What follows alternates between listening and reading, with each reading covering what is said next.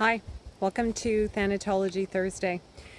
I want to talk about grief as medicine, and I've been reflecting a lot on the nature of pain, the nature of suffering, and our society's allergy against anything that creates any form of harm towards us, as if society is out to get us.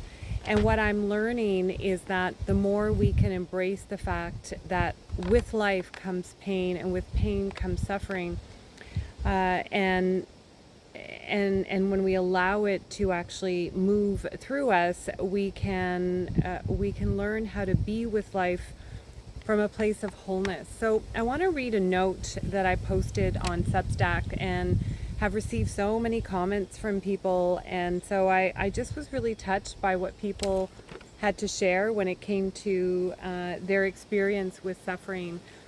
So here's what I wrote. Here's what the note shared. Grief is medicine. Grief as medicine works slowly, bitterly, but with profound healing power. It cannot be rushed or refused. It must be taken in full doses, felt completely, allowed to move through our body's deepest chambers. Grief is medicine.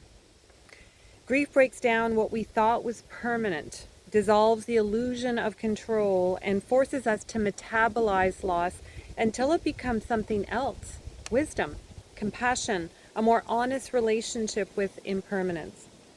Grief teaches us the heart's new rhythms, expands our capacity for both sorrow and joy, and ultimately transforms us into people capable of deeper presence with others' pain.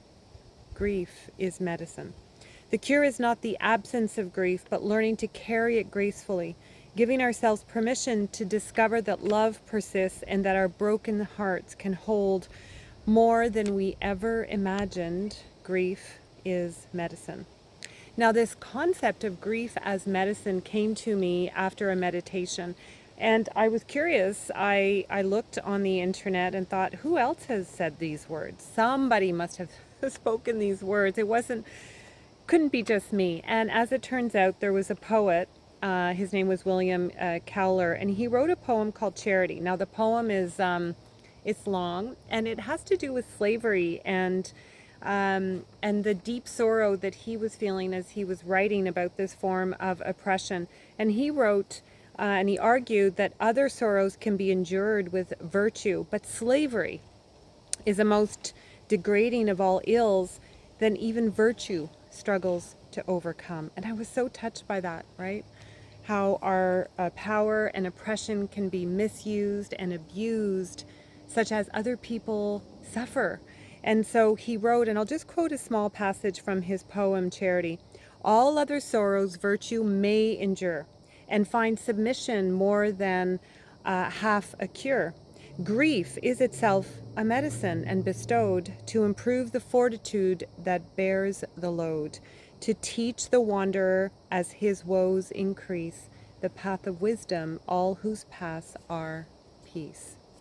So I'm so touched when I find something that inspires me and then I share it with people, and from my heart to theirs, something is revealed.